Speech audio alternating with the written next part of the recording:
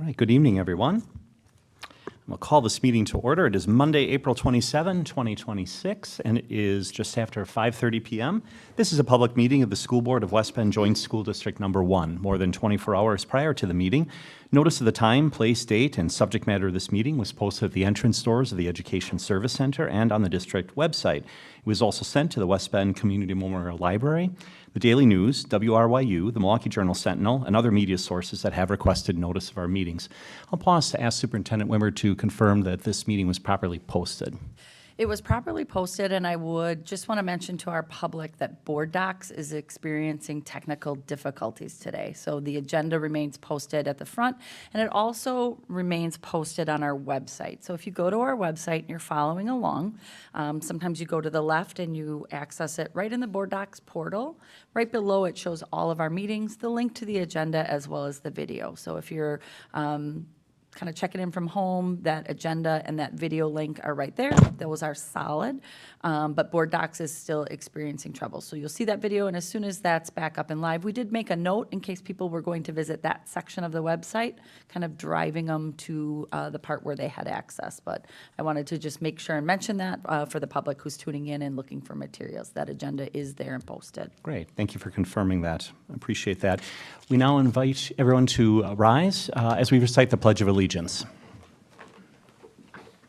I pledge Allegiance to the flag of the United States of America and to the republic for which it stands, one nation, under God, indivisible, with liberty and justice for all. Thank you. We now ask the board to consider approval of our agenda, which was posted in advance. I would move to approve this agenda. Is there a second? Second. Thank you, Kelly. We have a motion and second to approve the agenda. Any final discussion? Hearing none, all in favor, please say aye. Aye. Any opposed? Thank you. The motion carries. And I forgot to mention that we recognize a quorum of our board with all 7 members present. We next move to a recognition item, and we're going to recognize tonight our CESA 6 Regional Spelling Bee champion, and I believe Kelly Egan, is that correct? Our gifted and talented program specialist is going to come forward and introduce him for us. Good evening to both of you. Good evening. Thank you very much. Come up here, Miles. Thank you for recognizing Miles. I just want to do a quick little introduction of him. I've known Miles since probably about 2nd grade at Fair Park. Miles is an 8th grade student. He was the winner of the Badger Spelling Bee. Then he went on to the CESA 6 Spelling Bee, multiple rounds of challenging back and forth, and he won the Spelling Bee on West Bend School District student. And I had many emails from CESA 6 congratulating. So I thought that was pretty great. Then he qualified for the state, which was in March. And this is his 2nd time qualifying for state. He qualified for state as a 5th grader. And this spelling bee is 5th grade through 8th grade. So he went as a 5th grader and an 8th grader. So that is really quite an accomplishment. So on February 4th, right, we went to state. Oh, no, that's when we did regional. And then in March, he went to state, and he participated against students from all across. And this is the Scripps Spelling Bee. So the spelling bee that's on TV in May, you know, with all those children that can spell all those big words, that's Miles. So I'm sure he'd like to do some spelling for you tonight. If you have any big words, or but if you have any questions, Miles, or you want to say anything? Wow. Any questions? Well, Like, what was your word? I was just going to say, yeah, what's your most favorite complicated word to spell? What's your favorite? Supercalifragilistic. That is a good one. Yeah, that is a good one. No, we appreciate it. Other questions, folks? You know, congratulations to you, really, and thank you for coming tonight to allow us to honor you. We really, really appreciate you coming tonight. What a great accomplishment. Thank you. Yeah, thank you. So.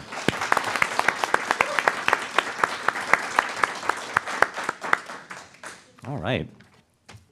Next on our agenda is public participation. We do not have any public participation comment cards. I don't see any in the audience, so we are going to move forward then with our consent agenda.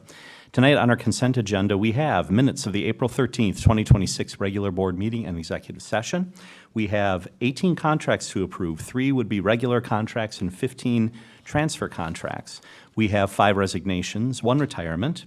We have the 2026-27 Food Service Cooperative Purchasing Agreement, as well as an approval of a workout room equipment donation from the YMCA. And I believe that concludes the items on the consent agenda. Are there any questions on anything on the consent agenda tonight?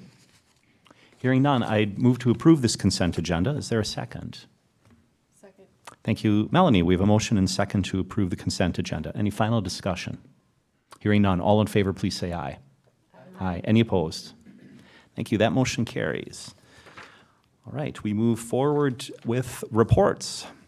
Our first report tonight is the construction report. Mr. Tim Harder, our Director of Facilities and Technology, is going to walk us through this report. Good evening to you. You bet. Good evening, board members. A lot happening, both behind the scenes and out on the job site. I'll start out with our summer projects related to Silverbrook and Badger, and then some site work at Green Tree. So we are past the process through the city of West Bend. Finishing up a couple of plan commission questions and city engineering questions. But we are on track to start to see equipment to mobilize at the outside of Green Tree to start that parking lot demolition and redo within the last couple of days of school. So we have a pretty strict timeline of what that will look like. We will start doing work across the street at Badger Middle School here in the next couple of weeks on the weekends. So we will do some weekend work down in the locker room spaces and prep for that summer construction piece at that point in time. Numerous projects at Badger Middle School, but probably one of the most encompassing one that people don't see until it literally makes noise is putting in a whole new fire alarm system.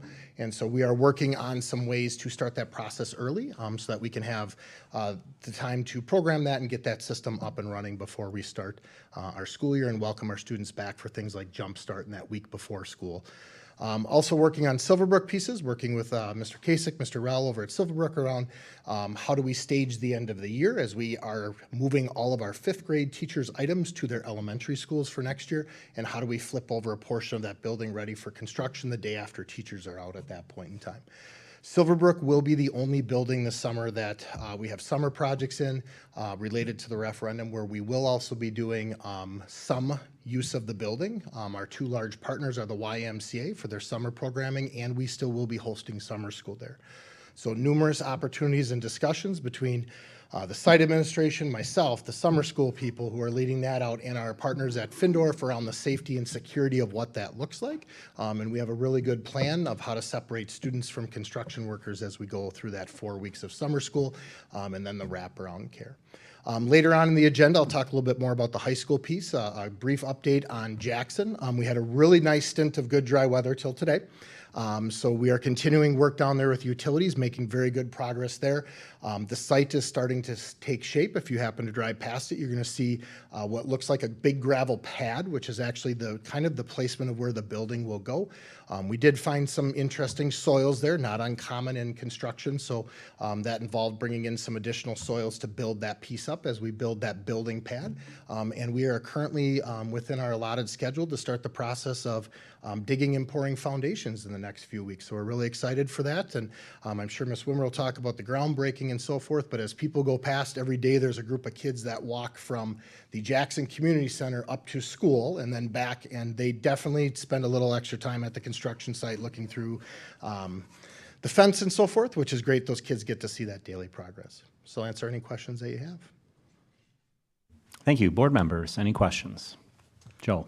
Just a couple. The Green Tree parking lot, is that expected to take all summer pretty much? Yep, that'll take all summer. So it's a complete demo of it with some additional site and storm sewer work. It'll include some safety pieces around lighting and so forth, some storage pieces that we're prepping for some of our own capital projects, and then cutting into the curbs and so forth. So right now we are slotted to finish that in early August at this point in time. So we really want to start that process, especially being outside work where it's weather dependent at that point in time. Mm-hmm. And then this might have been mentioned in an update, but just for awareness, with the Silverbrook project with kids in the building, I assume there's a pretty thorough background check process Yep. with the Yep, so our workers? contractors have to go through a background check to work for, our subs do to work for Findorf, and our partners there. Same thing, our kids are separated from them down to, we will have an aide who is placed in the hallway. They do have to come in, every contractor on site has to go through an orientation. So any one of their employees has to go through an orientation that includes additional safety details before they can get their safety sticker for their hard hat that allows them on that job site at that point in time. Thank you. Thank you. Board members, other questions? We appreciate the update. thank you. We move then to the superintendent's report. Superintendent Wimmer. As foreshadowed with the board, we're sending out a survey for elementary attendance boundaries, some implications for start time. So that got launched to families last week. Today, we launched to staff of those schools. There's an opportunity, it depends on how we need to carve out a little bit around Silverbrook as it becomes an elementary. Mr. Harder, actually, it's been difficult for people. Some of the preliminary feedback is it's just hard to read some of the maps in that survey. So Mr. Harder's going to actually put some live links where they can zoom and see at the street level. So we'll update that, promote that in our upcoming news, but already hundreds of families filling that out to give us kind of implications around, again, looking at the boundaries. Fifth grade's returning, so we have some opportunity to go to a full 3-tier system with the bus company and get some more efficient and some timelier transportation. We have several late routes and things, so there's some things that we could do to work on that. But getting great feedback from whether it's daycare partners, families, and staff, just to help inform. So reminder that that'll close then May 3rd, then we'll combobulate that, look for themes, share that with the board, and bring some draft plans for continued discussion. So we'll do another feedback loop with families once we kind of narrow that. Again, I know that getting input from our families, our staff, our community is important as we frame things and build things. So we'll be doing that. A reminder that our district art show opens May 4th. So that's the annual West Bend School District Art Show featuring hundreds of pieces by students in grades K through 12. And it opens at the Hub on Monday, May 5th and runs through Sunday, May 24th. If you do want to mark your calendars for Thursday, May 7th from 4 to 7 p.m., there's always a special opening night, food trucks, great things. You can kind of the unveiling of who's receiving awards, but it is amazing how our art teachers go in and transform and take over that entire space, reconfigure walls, and are able to display that. So just a thank you to them for not just the instruction, but that complete transformation of space for the month. So we would urge everyone to go check that out. Tim was talking about in construction. I thought maybe we'd be doing groundbreaking for the Jackson Community Pool because that's what that site has felt like. We said that we've been moving some earth, but we are getting ready for the groundbreaking officially. We wanted to set it a little bit in spring, so it's a busy time in May, but hopefully we'll have some better weather. We've been foreshadowing and asked people to hold the date for Monday, May 11th for our official groundbreaking at 1:45. That rain date is Tuesday, that very next day, same time, but in addition to shovels, hard hats, dirt, the Jackson Elementary students, their 4th grade choir, the Jackson Jinglers, and the West Bend High School Band drumline will be there. So last week, families, staff, elected officials received specific invitations. We'll start pushing that on social media. And now this week we'll start sending out direct invites to some of those community partners. So very excited about that. So mark your calendars and consider joining us.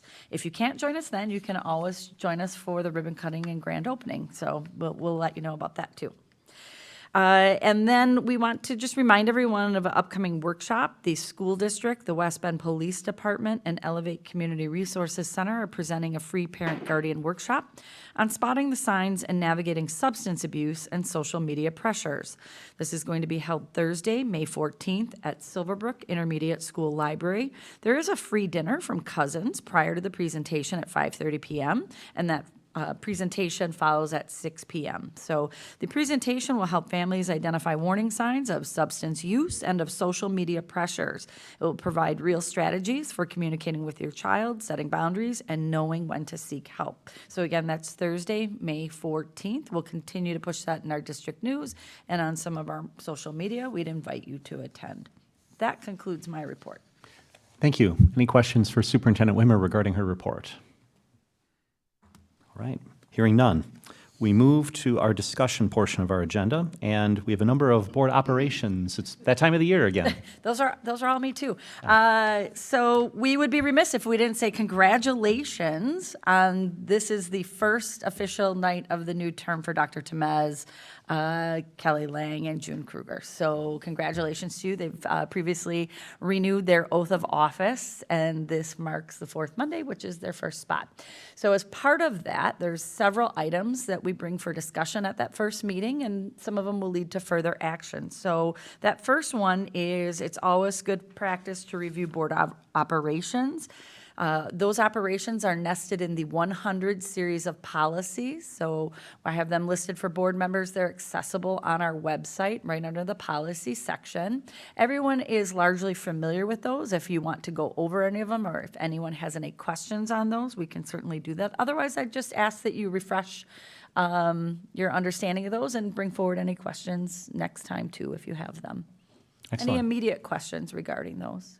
Questions? All right, then hearing A none. lovely veteran group. I'll take that next one then. Then we move to review of board officers' terms and election. Yes. So at our next meeting, that's when you're going to be taking action on certain items. So you reorganize annually and you determine who is going to be seated for office. So your board officers include your president, your vice president, a clerk, and the treasurer.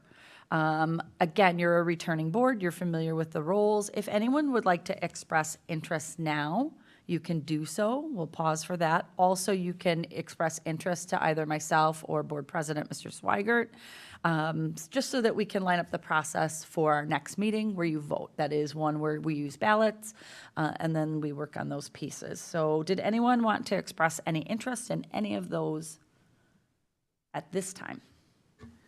May I ask existing officers if you'd be willing? Doesn't mean others can't express interest as well, but are there any existing officers who'd still be interested perhaps in your role? Yeah, I would run for this willing? position again. Okay. I'm happy to continue in this position as well, if nobody else wants it. Also happy to Okay. continue as treasurer. And same here, but I would say it doesn't stop anyone else who expresses interest, either now or later, certainly. Yeah, you can certainly do that. Like I said, in between the meeting, just connect with one of us, and then we'll have that process ready to go. You'll formally take action at your next meeting. All right, then do we move to the review of board committee and delegate assignments? Yes, so we run 2 board meetings a month because we have a committee of the whole structure. So we take care of a lot of discussion items, and then we move them to action as a whole board. So sometimes you see districts have a personnel committee, transportation committee, facilities committee, technology, like we're doing that whole. We do have 2 standalone committees, our curriculum committee as well as our policy committee. And then we also have a CISA delegate. So Mr. Jenkins is serving as our CISA person. We do send a delegate for the WASB convention. June has served in that. We have a Head Start. Head Start has its own board. Melanie serves on that board for Head Start. And then again, Policy and Curriculum Committee. Does anyone have any interest, if you want to do that same way? CISA, Mr. Jenkins, you've been serving in that role for CISA. Would you like to continue? I see they've given us that meeting, or would you like to? Of course, I would love to. Thank you. We appreciate Thank you. that. Did anyone else want to arm wrestle for that one? Seeing nothing, so I'll mark that down again. If you decide differently in the interim between the meetings, just let us know. We can accommodate that. But so then the next would be the WASB, or Wisconsin Association of School Boards Convention Delegate. June, you have served as our delegate, and then we also nominate someone to just be an alternate if needed. June, are you interested in continuing with that? Yes, I am. Excellent. Great. Anyone like to be an alternate? I'm trying to remember who our alternate was last year. I don't even know. We haven't needed it. June's always there. Really, exactly. June makes it. I'd be willing to be an alternate, I guess, Okay. if we need one. Right. Perfect. And then looking at our Head Start, Melanie served in that capacity. Would you be interested in Yes, I'd be continuing? happy to continue. Okay.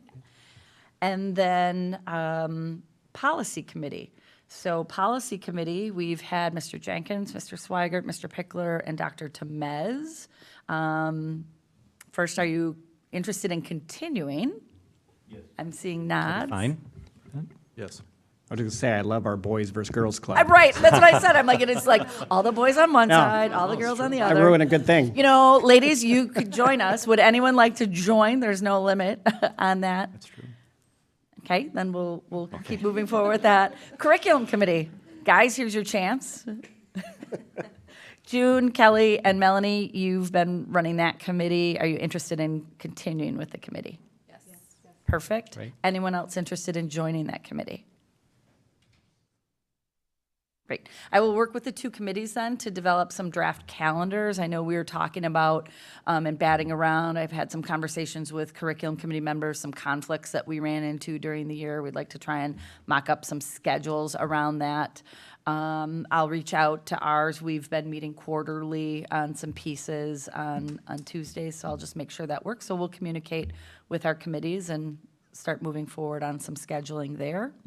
And then we have representatives at graduation ceremonies. Our ceremonies are Sunday, June 7th. We're all highly aware that we picked 6/7 as the graduation date. No adolescent will let us forget it. But those are, East is at 1 p.m. and West is at 4:30 p.m. So it's nothing that you'd have to commit to right now unless you know. If you're interested in presiding, board members are welcome on stage and help hand out diplomas during that ceremony. So you can let me know now or in the interim. No worries. All right. You know, I know where to find you. Absolutely. So we'll find those. And that kind of takes us through committees, delegates, and those pieces. Right. So we'd be ready for some action on that next time. All right. Excellent. Then next on our agenda is the school board meeting calendar for 26-27. Correct. So our school year goes July 1 through June 30th. So in developing that calendar, we had, I believe it was the second and fourth Mondays. So first is, does Mondays work for everyone still as a day? Okay. Yes. So if Mondays work, then the next is, does 5:30 still work as a time? I see nods. Mr. Pickler? I was just gonna ask, I mean, if my ideal time would be either like 4 or 4:30 or 6. It just feels like it's like too early to eat before, and, you know, I tried to work out before, and then I'm rushing to get here, so just, I don't know if 5:30 was, you know, based on anyone's work schedule or anything like that. It's really just a minor personal preference for me, but just throwing it out there. It does make all of us have to stay a half hour later, Mr. Pickler, so but no, we're open to whatever you decide. If everyone wants to kind of think about optimal time, we can certainly move on that, or if anyone has additional thoughts, we're fine with either. It's generally a little bit later, so that if people were going to publicly participate or come in for recognition, so I would recommend if you want to go, it's either the 5:30 or the 6 o'clock time with that. Sorry, I couldn't make earlier. Well, let's consider it next time then. We consider 5:30 or 6 o'clock. Yeah, we're good with that, Okay. if whatever works for the team. Right? We'll be prepared to discuss that. The next piece was that second and fourth structure. We kind of laid that into a calendar. We identified a couple key conflicts that we would have around some breaks that we would accommodate, just as we did this year. Did second and fourth weeks still work? I would say generally, yes. The only conflict I have currently is July. I'm going to be gone for first 2 weeks of the month, so Okay. I can miss a meeting, or if we could do 2 meetings later or 1 meeting later, whatever might. And you're allowed to go on vacation too. So Absolutely. It's okay. I don't like to miss meetings. Yeah, Right. Understood. Sometimes, it's depending on staffing in those seasons. Sometimes December and July are 2 months that we can compact. You're obligated to hold one meeting a month. So we can always keep an eye towards those agendas. We generally, even if we have them for a little bit, it's generally for you to approve contracts because we're hiring. So we could also just be sensitive to the agendas that we build. So we're just doing kind of that procedural, getting those hirees in and moving those items for discussion to accommodate. Because as you said, you don't want to miss kind of that content piece. So we could look at that. And that was the first meeting in July, you said? Yes. Okay. Otherwise, then what we'll do is once you recombobulate, we'll draft out some calendars to fall in for those committees alongside. So usually we're bringing things to committee first so that you're discussing there and then you're ready for board discussion or action. So we'll line up some pieces and, like I said, kind of vet some of the conflicts that we'd experienced this year and be ready for that. So again, in the interim on any of those organizational items, please communicate with Chris or myself so that we can be ready for action on those. One thing I was just looking at here, the December meetings, we have the 7th and the 21st. Would we be able to use that 21st as like a place to hold in case there are important agenda items that come up, but otherwise not have a planned agenda for that day? Correct. Is that kind of how we, I think it's That's how we did it. we've, yeah, like we've always Ask kind them. of figured on, like I said, that December and July one in that manner. Great, we will do that then. Great. Thank you. So we'll be taking these up as action items next meeting. Thank you for walking us through those. We move then to early onboarding of mechanical subcontractors for high school construction. And we invite Mr. Harder back to the podium to walk us through this agenda item. Good evening again, board members. Let me just get this up here real quick. All right, so I am here this evening along with Michelle from our Owners Rep partners, Huffman Keel, and Justine back there from Findorf. They're the question answers when we get to the end. Just don't ask me to spell like the young man who was up here before. Very much, if there's a red line, we fix it when it comes to that. Earlier in my report, I said we aren't going to talk about the high school. This is the part where I'd like to talk about the high school this evening. A lot is happening around high school design. And the work that is put into that building, a lot that the public doesn't see. It eats up a ton of our time in our meetings with Findorf, EUA, our architects, and with Huffman Keel. What we are here today is to present to the board a consideration to onboard a couple of subcontractors early. And to lay the groundwork for that a little bit, when you start talking about the renovation scope that we have at the high school, there are some benefits to bringing a couple of subcontractors on early. This is a building that has, withstood the test of time, has original equipment in it, has had numerous remodels to it, et cetera. And our scale of what we are doing here has some complex renovation pieces to it. Not only are we moving walls, not only are we doing some phasing approaches to this. Over the year and a half of construction, we will work on this spot, but I need to operate the rest of the building. Then we're going to pick up this group and move them here, and then we're going to do this sort of construction.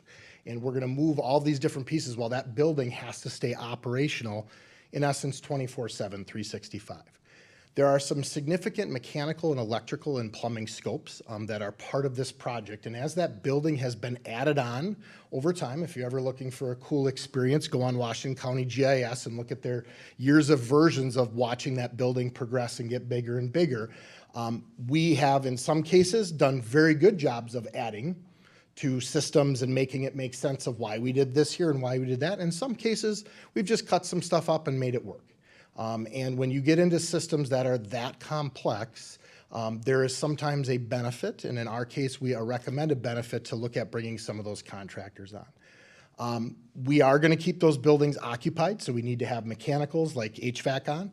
We'll need water, we need electrical to keep things going. And these, as I said, these systems are original. I had to chuckle. Al from my team went through, and there literally was a stamp on the switchgear from 1968. We were talking with one of the HVAC people from EUA, and they're like, yeah, I've heard of those systems, learned about them. I've never gotten to see one in place. It's a really cool system. I'm just not sure that it's what you would put in a new building today. And so there is a lot of complexity to a building that size. So after reviewing this, both from the owner's side, for the school district, speaking with Findorf, speaking with our owner's reps, Huffman Keel, we are recommending that the board consider to early onboard our HVAC contractor and our electrical subcontractor for the high school project. What that would look like as we go forward is there are some benefits and some risks to this. And really it is the benefit piece for us is we would bring these subcontractors in, and we'll talk about that process here shortly, to investigate that building during design phase. So very much just like I'm going to do renovation in this room, they're going to be in the ceilings behind the walls at a much deeper level than an architect would say, just make it be the following, or an engineer would be, make it this following. What that does is that then allows us to get some real opinions on what the cost of the work that we are proposing to do. I'll give you a really good example of this in simplistic form, is 2/3 of the high school runs off of 3 large air handling units. So if you're familiar with the high school, east and west cafeterias, each one of those first and second floors is 1 air handling unit on each side. If we are going to dig into just a portion of that, we have to figure out how we're going to provide HVAC to the rest of that building and keep it operational at that point in time. And so we want real dollars, not estimated dollars, and get into those details. We can identify and implement those efficiencies early on in the process instead of finding them out after the wall is open, after the ceiling is open, and pivoting and doing change orders at that point in time. What we're also looking at is many of these items are early procurement items. When you talk about large electrical switch gear, air handling units, we want to procure, we want to order those things as early as possible in the process to guarantee we get it here. And some of those, the pricing is pretty volatile. We are seeing it both in a variety of different places, both the facility side and the IT side, where pricing after 7 days is gone. And so if we can order these things early and get them stored on site or at a facility somewhere else, we're able to deal with some of that volatility in the market. We also get some really good insight on project phasing. So Justine and her team would get some really good ideas on how we can phase the building. I can look at a map and sit down with Justine and say, yeah, this makes sense. Take this portion of the building, do this and do this, until we realize that this portion of the building where we are going to move the electrical shuts down the other half of the building. They would be able to come in and provide us recommendations so that we do that in a very cost-effective manner. And ultimately, the largest benefit of this is a reduced fee for changes during construction. We all know what happens when you remodel spaces. You open up a wall, you open up a ceiling, you open up a floor, and all of a sudden you find all of these different things. By having the subcontractor on early, they are working with the team that you see represented here in this suggestion of digging into what really exists there, so they build that into their bid. That is part of their pricing model, so there's no, oh, we didn't look at that. Nope, that was your job to look at that. So that allows Findorf then to hold them a little bit more to that contract at that point of saying, you knew you should have went in and looked at these items pre-bidding and pre-budgeting. There are some risks for that. There is a perception that there's a lack of a competitive bid and selection process. However, we'll show you in a future slide that this will be opened up to a competitive bid process. It would go to anybody would be eligible to bid on it who can do a project this scale. Failure to adequately investigate during the building and provide input. What this means is if they don't do their part up front, they're still held to their dollars as we go forward. And so that allows us to really go ahead and do what they need to do. It also allows us to say, hey, we brought you on, you're not doing your part, you're not going to continue on as our partner in this project anymore. Same thing, there is a risk of the fact that as we go through the investigation phase and we get to that point of doing construction, when you get to that contract value, when we bring you the AIA guaranteed maximum price contract, that we cannot agree with that subcontractor on the GMP, that would be another place where the district and Findorf could part ways with that subcontractor if that worked out that way. And there is some cost investment up front of having them onboarded early. However, that does get offset by the costs for the reduced fee and change orders in the future.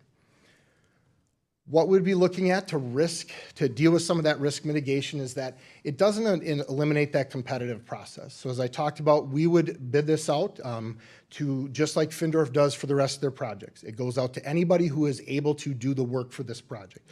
Doesn't limit it down to 2 or 3 people in any way, shape, or form. It's just we would bring them on earlier in the process to work through with us. We retain that right in both of those next 2 items that I talked about to, if we had to walk away from that partner.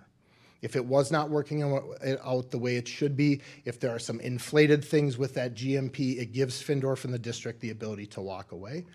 And then there's that offset of the dollars between the cost investment up front versus the change order dollars at the end. And when you do your change order, you're paying not just the change order, you're also paying that fee above and beyond on top on that change order as you go through that whole process. It also creates a much smoother process when you get into construction. It is the less, hey, please come look at the following. We found XYZ behind the wall. We are on a plan and we are ready to go, and we have found many of those perceived issues or findings much earlier in the design process, and we can work that through instead of doing it on the fly out at the job site. When we talk about bringing on an early onboard partner, they are going to be they're going to investigate those existing conditions. They are literally going to spend their time looking behind walls and digging into things. In some cases, maybe x-raying to see where plumbing or electrical lines or HVAC things go. They're going to provide those opinions. They're also going to provide some input on system efficiencies, and this is huge in the two that we are recommending, both on the electrical switchgear. Electrical switchgear is a high-cost item, so there are a variety of different levers that can be pulled to find some efficiencies there, but especially on the HVAC system. A building that size, we want to set it up so that not only can we operate it so it's in a safe, comfortable, and well thought out environment for our students to learn and participate in their athletics and et cetera. We also want efficiencies so that when we need to run the building, I'm not turning a third of it on. I'm not turning on, 5 different areas, or this system would make sense here versus a different style of system in different areas. In all reality, that is our largest campus. It is also our largest user of utilities as we go forward. So by finding those efficiencies on the input side of it, that reduces our long-term cost of running that building at that point in time. We talked about that early procurement piece. That is something most subcontractors in Findorf want to jump at right away, is how fast can I get those things ordered. If you remember, even down to the fiber optic run that we are working on extending our own fiber optics, when the board signed that agreement or agreed to that agreement, we actually had them order the fiber optics the next day instead of waiting for a year and a half out and paying the additional inflation costs on that. They are also a resource for our design team. They are not the designer of record or the engineer of record. That still has to maintain with EUA. They have to put their stamp of approval on there, but they are the ones who are out in the field also working on this stuff to provide resources for. And last but not least, some life cycle cost analysis. We have some very old systems, as I said, they are original to the building. They can give us some true life cycle costs of if you use this option A versus option B, this is what your cost would be over the next 10 to 20 years at that point in time. Timeline and process of how this would work, very similar to when Justine and her team goes out to opening up for all of our bids. They have a plan room. It goes on a public website. It goes on our website. What we would do is we would put all contractors are out there to welcome to bid. It's about a 3-week-long proposal window, which is a standard time that we typically do. And instead of releasing construction documents, which are your first set of actual documents used to construct or remodel a building, we would actually use a 50% schematic design. It gives the vendor, the subcontractor, the ability to see what we are thinking, where we are at today, but still provide feedback, no different than if you were to sit with our team here and say, oh, nope, we need to move the door from there to there. They're doing that on the HVAC and the electrical side. They're saying this brings you better value long run, this brings you savings up front. Here are some different products you could use eventually as you go forward. The evaluation is still based upon their qualifications, the cost and additional criteria and reference checks and the ability to complete the work, no different than Justine and her team does with our subcontractors later on in the process. The contract is really like a 2-part contract. It's one large contract, but it's broken into 2 areas. There's the initial written for the early onboarding portion of it, that investigative work. Sometimes you'll hear it called the design assist contract out in the language of construction world. So that is the first part. Then we move right on into the second part. However, there's a big key piece if you look at that bottom, that bullet point there is if this subcontractor is not living up to the expectations of what Findorf, the district, needs, we have the right to terminate that for a couple of different reasons. One being not doing the work that needs to be produced. Number 2, not being able to hit a decent budgetary number for a project that size if they wanted to inflate that. Then, just like you do on every other project, you would see their subcontractor construction bid portion of that built into that guaranteed maximum price. And that comes forward to the board as an AIA contract change, just like we have done for Green Tree, Silverbrook, Badger, and Jackson at that point in time. So it's really bringing them on early to help us design and find those efficiencies and save those dollars so we can expend them in other places.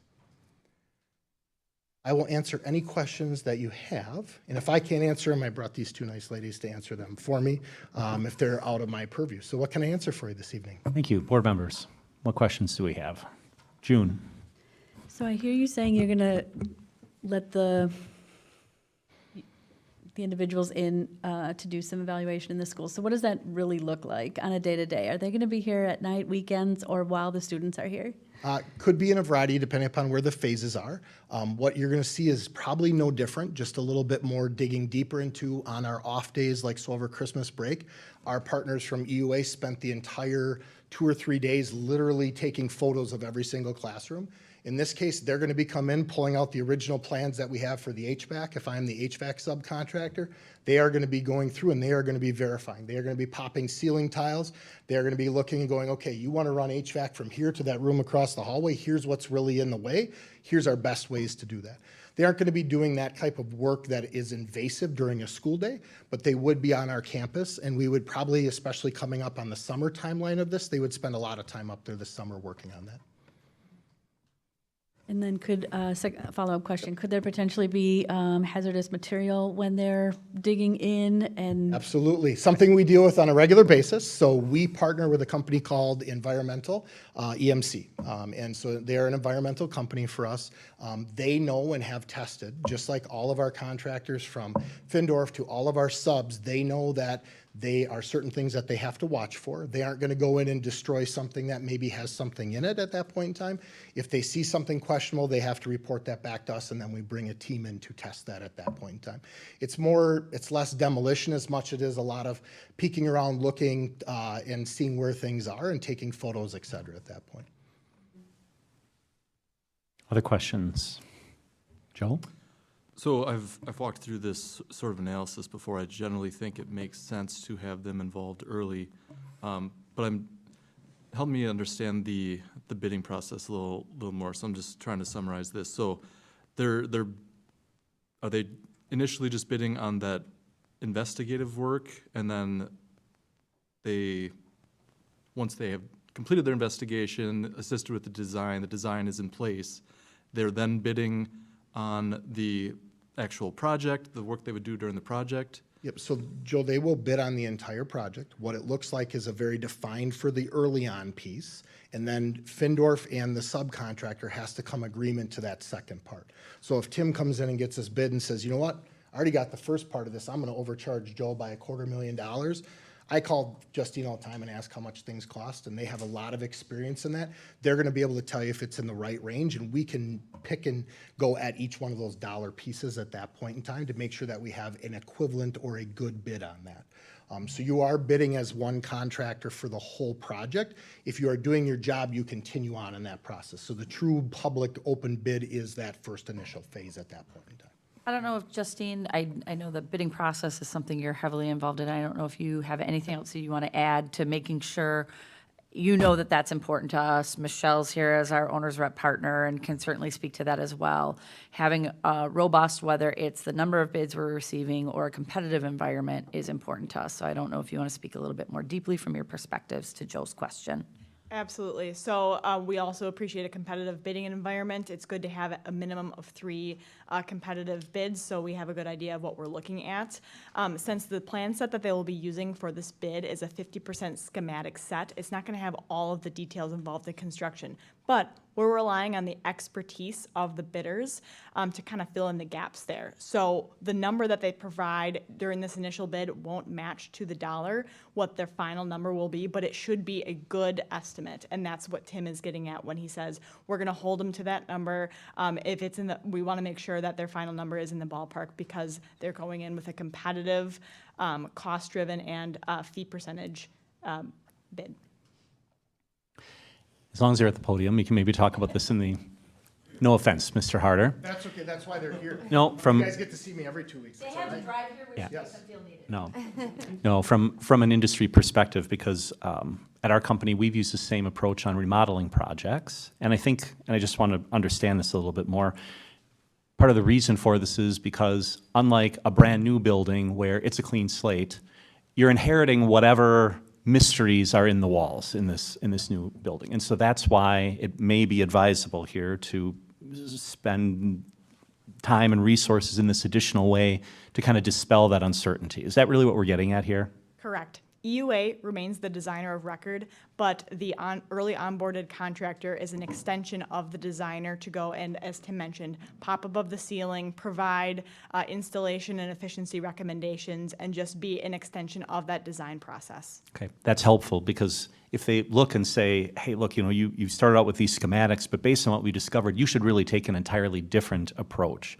So, and if we were to say, that really does make sense, that kind of changes the design, right? And ultimately what gets bid on, is that correct? You see what I'm saying? If they look at something and say, hey, we understand what you had originally intended, but we think there's a smarter way to do this, and it's like this, how does that get incorporated into the bidding process? Yes, and that is the goal, is to prompt those early discussions and suggest multiple ways of doing things and maybe have that discussion. Perhaps the original design is what we ultimately land on. Perhaps we tweak it a little bit per the recommendation from the design assist contractor. But the important thing is that that change, if any, is being made early in the design process, where it is much easier and much less expensive to change the other elements of the building around it. So I'm assuming this is not an unusual approach in this situation in the construction industry. It is not. We really enjoy the design assist process, and we get excited when it's a strategy we can implement on renovation projects such as this. Board members, other questions? Mr. I Pickler? guess just to wrap up my portion of the comments, so if they, after their investigative work, if we think that their final bid number is, being padded too much, we have outs to, we could move on to a different contractor if we think that they're, just gouging us, basically. That is correct. Okay. Other questions?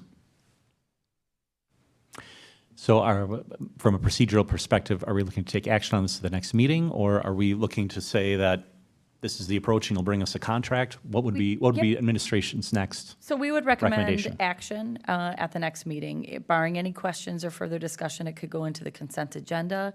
I would encourage you to reach out to Mr. Harder if you've got any questions in the interim. Otherwise, you'll see that unless anyone disagrees, you can all set aside if you need to at consent, but just let us know if there's any questions, and you'll see it on the next agenda. Great. Are there any objections to putting this on the consent agenda for next time? All right. We'll proceed on that basis. We appreciate the discussion. Thank you very much. Thank you very much. Oh, All right. That next is mine. While you're flipping While I'm pages flipping- there. While I'm flipping pages to. I can help you with that. Jen, just real quick, I'm going to be excused to my Yep. other conflict, but Yep. I'll let you guys continue to have fun. He's So, double Thank you for booked this attending. evening. We will make sure the minutes reflect that you had to excuse yourself at 6:15. Thank you for Thank your you for coming. participation tonight. Superintendent Wimmer, we move to the next item, which is the high school configurations planning update, I believe. Yeah, just nothing too official. I just wanted to provide you with an interim update. Since the board vote to consolidate our high schools to one campus beginning in the 27-28 school year, I've done some work and met with officials at Wisconsin Department of Public Instruction, and I've also met with WIA, or the Interscholastic Athletics Association officials, around our path forward. I've been able to express through our engagement process a lot of kind of ideas and things that people want to see in that path forward. So we're working through what some of those designs look like and how to best navigate some of those pieces. Because becoming a new entity, joining new conferences, all of those will get folded in to the year ahead.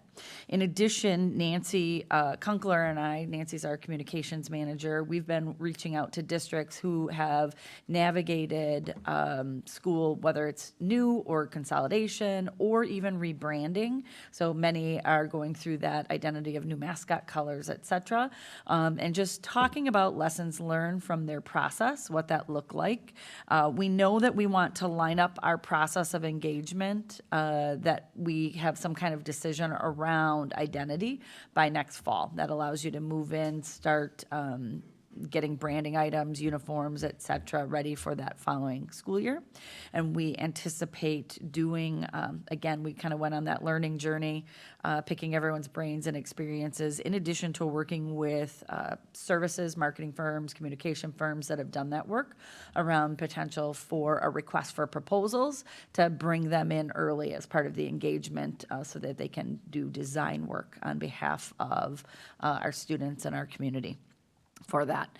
So again, we'll set that timeline up, we'll get into that RFP mode, and we'll start that process. So you'll see a little bit tighter, much like we did in the exploration process, a timeline and some milestones. We've just kind of been in learning mode, what some of those big milestones are and where they should be placed. So that's kind of where we are now. Any questions or any things you want to make sure that we continue to explore? I'm glad that we're looking to other districts for what worked well, what could have gone better, because I just know that school names, mascots, those are always really, really interesting discussions, and we want to be sure that people have the opportunity to be heard and that we have a well-defined process for that. Not just that, but people are really getting excited about it. So it's the kids, and everyone's kind of turned the corner of that and are catching on to that excitement. I would recommend, and I'll bring that forward in our recommendation of timeline, that we do kind of a small launch of work. We pause over summer. Everyone kind of steps away, and I want to honor that, that they're not missing out on opportunities to be engaged, resurrect in fall, and nail that timeline that we need. So I think we can do that in 2 ongoing chunks. So it might be first phase, and then our designers get to work with some options, and then in fall, we're vetting kind of some final looks and getting to that selection process. So we'll put that together. Other questions? Thank you. We move then to our action items. Our first action item tonight is the 2026-27 staffing plan, and Sarah Leatherman, our Director of Human Resources, I believe, is coming to the podium to present this item. An extra table to walk around over there. Good evening. Good evening, board members. At the last several board meetings, we presented the staffing priorities to you, as well as the draft of the 26-27 school year staffing plan. And that leads up to tonight, where we'll present the staffing plan to you for action. So there's a few reasons around the specific timeline of the staffing plan, and that kind of ties together with contracts. So state statute requires districts to issue contracts for certified staff by May 15th. And once the staffing plan is approved, then we'll be able to present those contracts to you for action this evening. Even though we're presenting that staffing plan to you, it's important to know that the staffing plan is not a final document.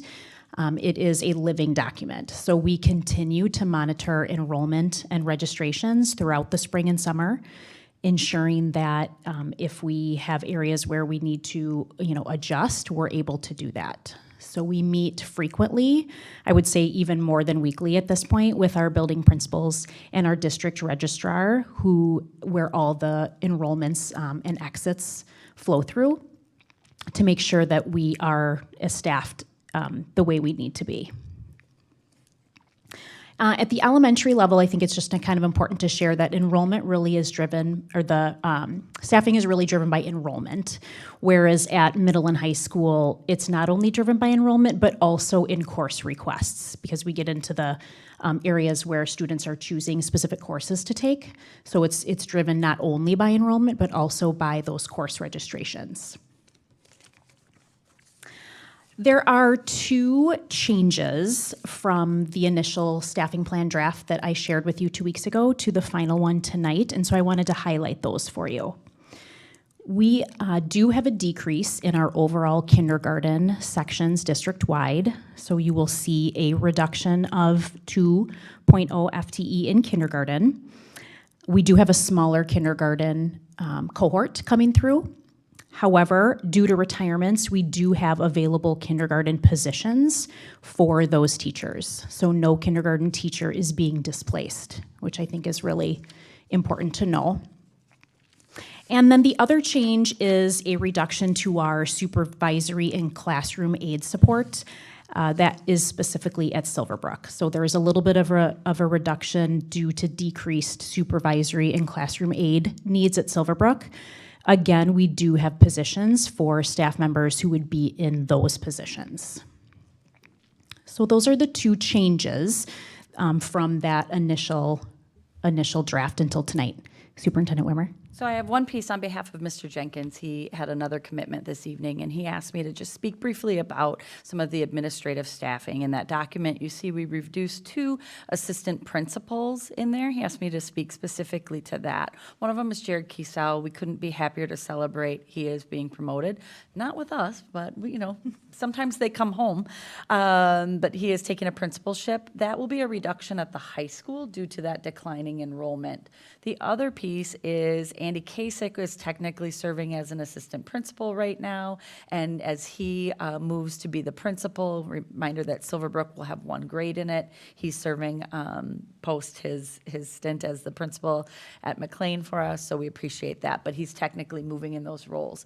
Those are the 2 reductions. In the future, we'll be closing schools, Decorah and Fair Park. That positions us well. Andy's kind of post-retirement, so I'm not overly inflated. We always talked about Heather's migration. We won't be navigating a final staffing plan around our elementary schools until next winter, but we're well positioned to not have an excess of principals or administrators in the district.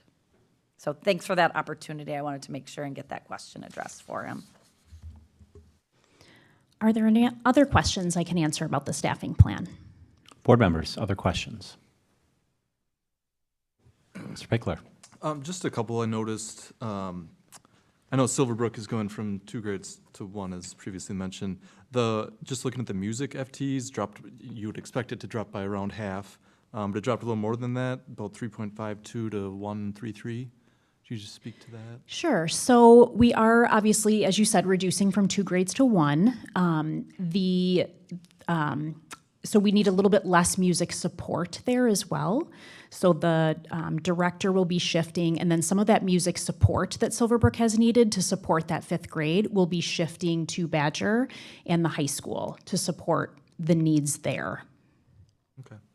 And then the other one was Spanish, dropping from just over 7 to 5.5.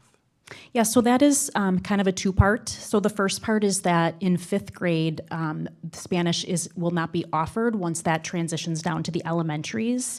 So there's a little bit of a need for less FTE in that. And then also at the upper levels, that is controlled by students enrolling in those courses. So if the enrollment is down a little bit, just with number of students and then students who are selecting those, that affects that a little bit as well. Other questions? Not so much a question, but I just know for people watching and people concerned about the staffing plan, we've had some communications over the last couple of weeks, and I just want to kind of just publicly state that I think that everything that has been presented to us as a board that I believe has been presented with a lot of care and a lot of thought and a lot of consideration to try to make sure people have places to land. And, I think it's important that people understand that none of us want to see reductions in any category. But, the reality of certain constraints and need has kind of necessitated some of this. And so I just wanted to go out and let people know that this isn't something that, we take lightly, or that this is something we just all look at and say, yep, sounds good. We trust the work being done by the administrative team, but at the same time, none of this is, it's never a positive in my mind when we have to reduce certain things. As long as we can preserve as much of the student environment as what we can, that's, so I just wanted to go on record and say that I think we've all seen that this has been trying to be handled with as much, success going forward as we can. So just wanted to say that. Thank you. Yes, thank you for that, Dr. Temez. Just kind of to reiterate what you were saying, I think it's a good segue.